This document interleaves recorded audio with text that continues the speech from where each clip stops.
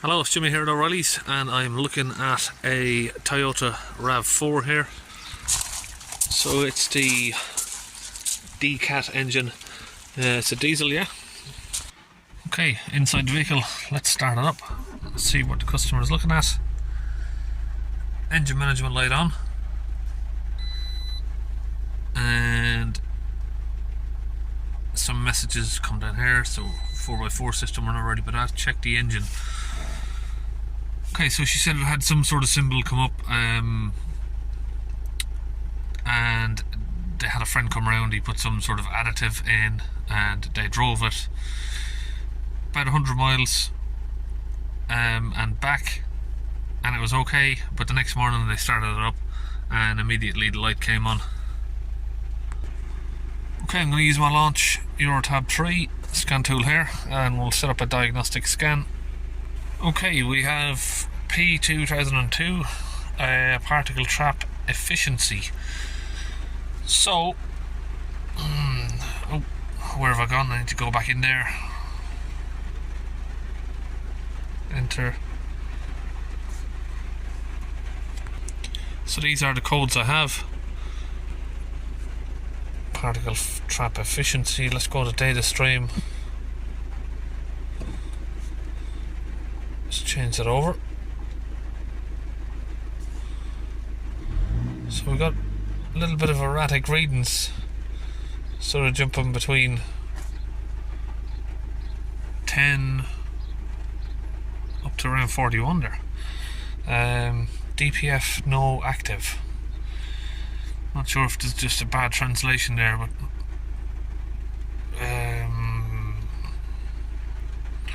they're talking about a DPF. Is the DPF regen active? But it can't be because the engine's cold. I've just literally started it up. DPF PM particle matter, so it's probably got a particle matter sensor. I'm not sure. So it looks like the DPF's blocked. Let's rev it up to sort of 3000 RPM.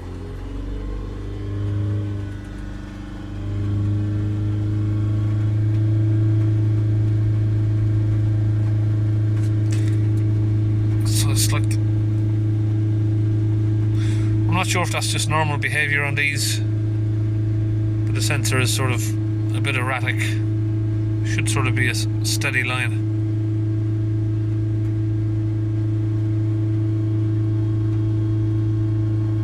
See, they're jumping between sort of 270 to 180.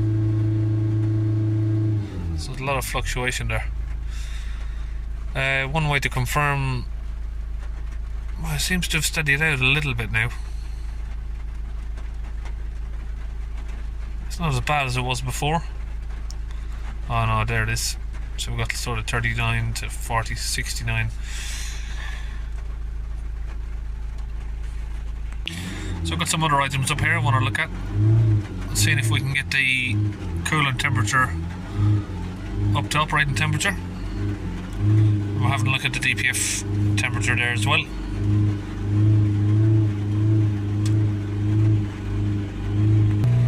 So it looks like the thermostat is working, temperature is coming up. What I'm going to try and do temporarily is see if we can get that DPF pressure sensor to sort of level out a bit. So I don't really see a lot of these RAV4s. I'm not sure if that's how they behave normally. I think I already said that, but let's see what we can see what we can do. I do know some of the newer sort of Ford Transit Connects, some of the new Peugeots with the 1.5 engine, they do sort of fluctuate like that. They then don't give you just a steady reading. Pressure, learning, activate DPF, rejuvenate. I've never heard of that one before. Different wording for it. Learning values, confirmation, learning. It's all a bit different when you plug them into different cars. You see, you just get sort of different translations of stuff. Let's have a look. Is there anything else in here? No, I don't want to do that.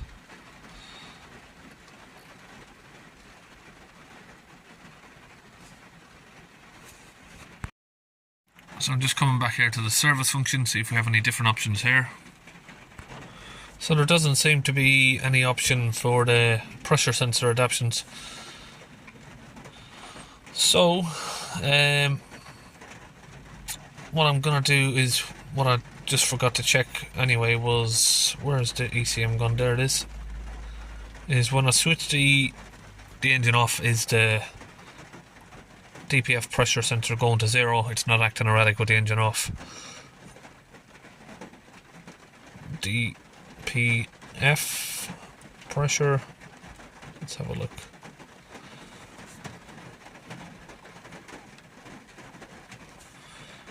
Yeah, so I think we've got an issue with the sensor there. So the engine is off. Now of course there shouldn't be any pressure in that. If I could do adaptations on that, it would be great, because maybe it just needs adapting in. I'm going to go back and have another look, make sure that we haven't got the option there for it. If not, I can try a different scan tool, see if the option's available in that. Like I always say, with cars you can never use just one scan tool. One scan tool is always going to be better on certain vehicles. Learning values, right. Learning values, save. Learning values, confirmation.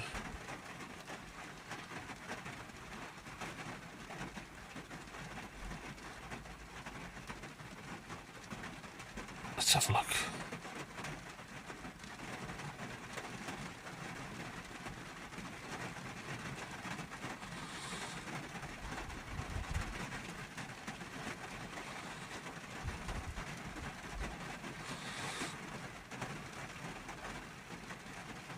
We've got options for stuff that I don't want.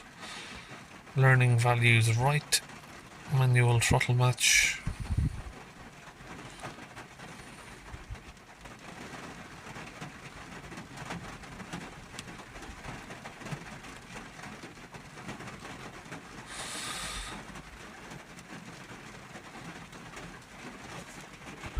So I'm going to fire up this other little unit here. We're just in. Let's have a look at the hot function, see if there's anything different.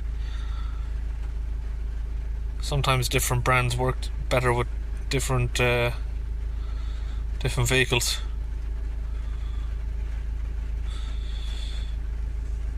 No, so it looks like we've got exactly the same sort of options here. So just over here we have the pressure sensor. What I'm going to do is I'm going to get that off. Well, it looks like we can do it by hand. Yep.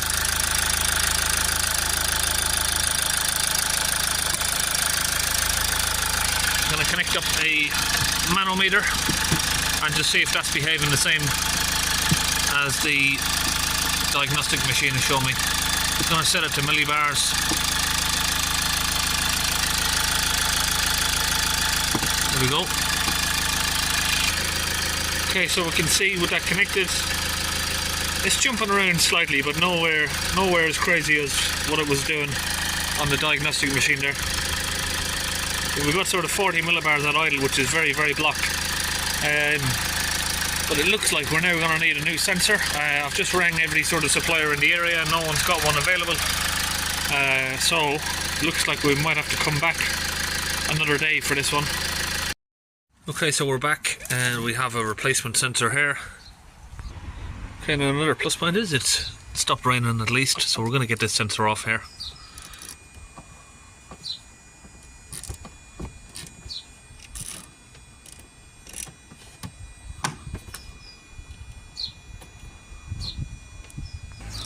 We've got the sensor off now. Just pull it out of the tube there. So that's the new sensor now all put in there. Okay, with the new sensor in, we've got different readings there now. This one, sort of 0, 1.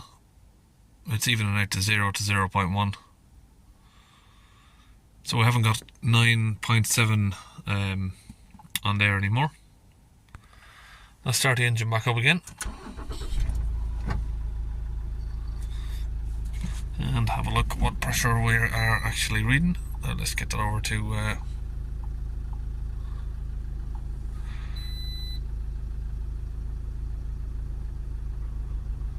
so you can see it's still a little bit erratic. So if we hold the revs at around 3000 RPM, This is what we're getting again. It's a little bit erratic.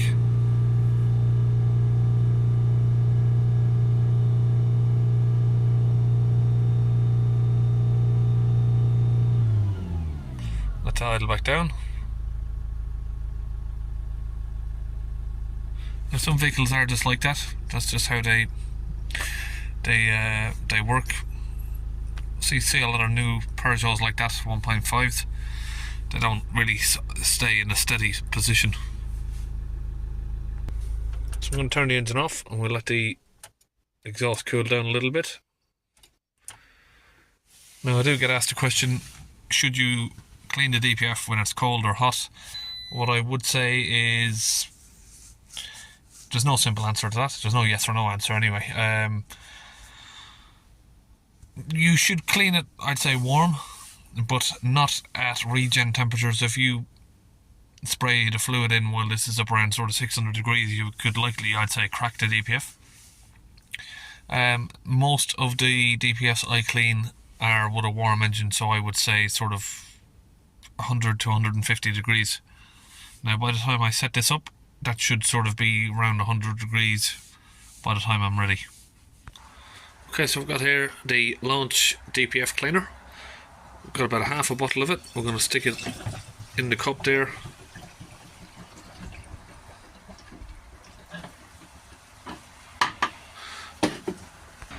Now the rest I've just topped up with some water, so about 50% of that. Okay, so I've now got the fluid set up at the car here with the compressor. What we're going to do now is just remove this pipe from the DPF and we'll get the fluid injected down in there, which will fill the DPF up. So now we've connected up the nozzle here from the gun, squeeze the trigger, we'll get it sprayed in.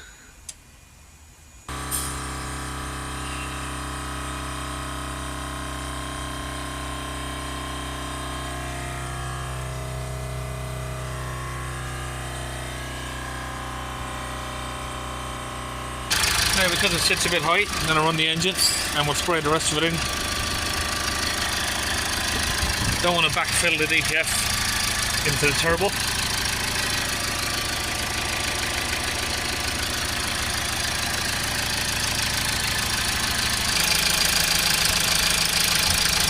Back up the sensor there. So again here we're back in the vehicle, we're going to hold the revs up around 3000 RPM. And we'll keep an eye on the pressure here.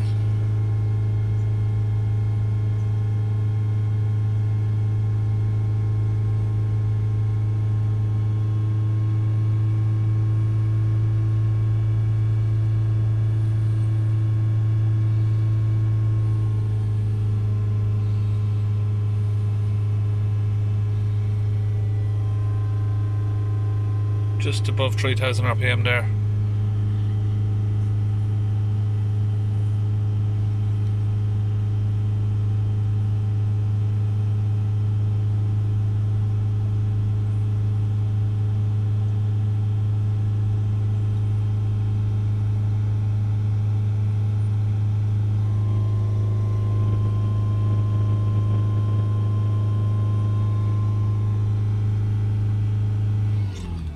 Idle down.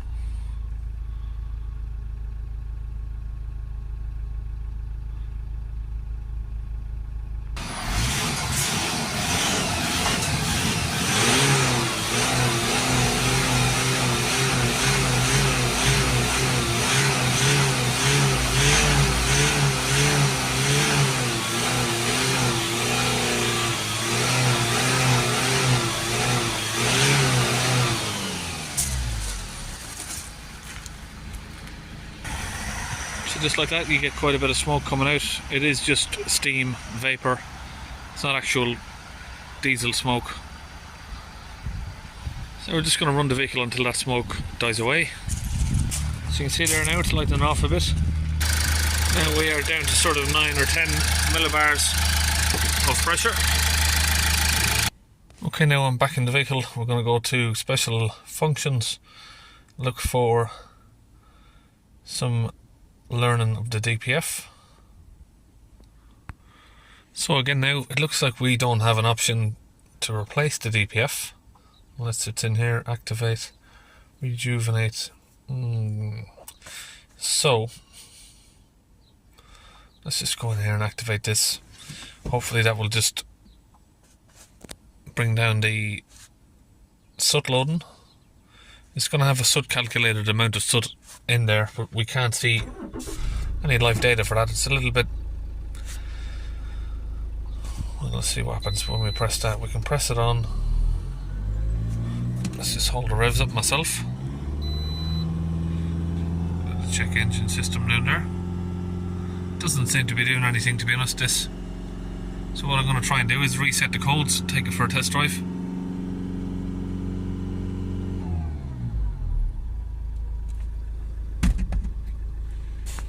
Okay, so we're back in at the codes here. Of course, we've got that one now because we unplugged the sensor and all of this particle filter stuff. Let's just clear the memory. Go back and read them. Okay, so we haven't got rid of these ones.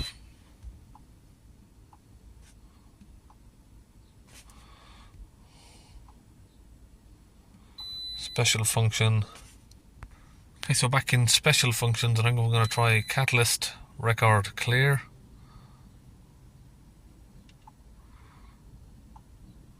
I know it doesn't say DPF, but I'm just hoping that maybe the translation is not right. Now we'll try clearing that again. So it looks like the code is still there. I'm going to try turning the ignition off and on. We'll clear the fault code again. And I'm going to turn the ignition off again. And then on again. Okay, so it looks like that's worked. Let's start it up. Run it for a minute. Make sure that that beeping is gone.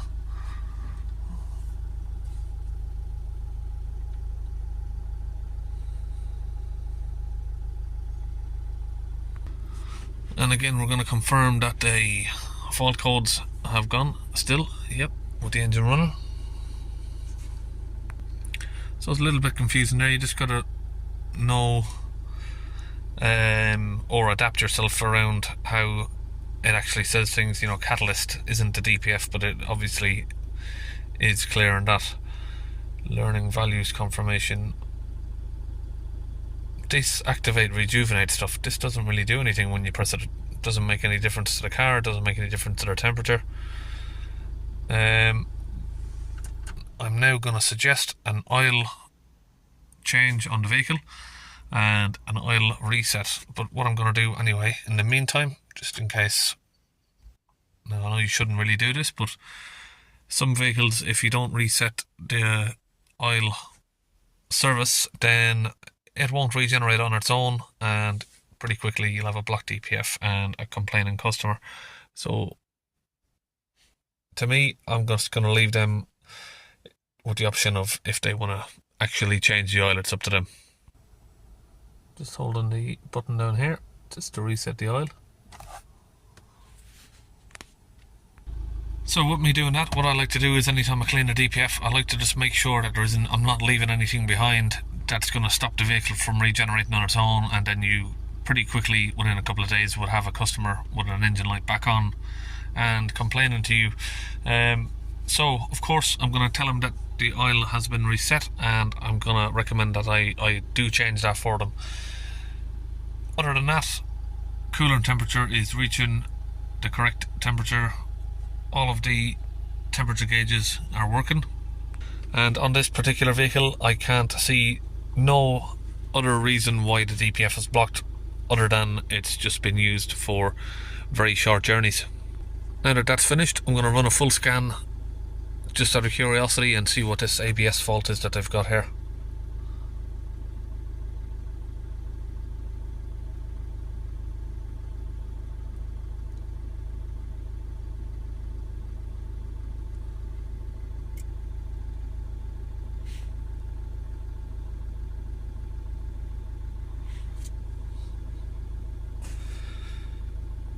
Engine EV system malfunction.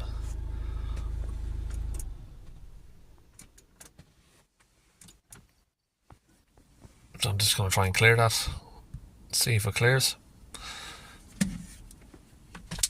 So we did have an ABS light down there. Let's see if that returns if we switch it off.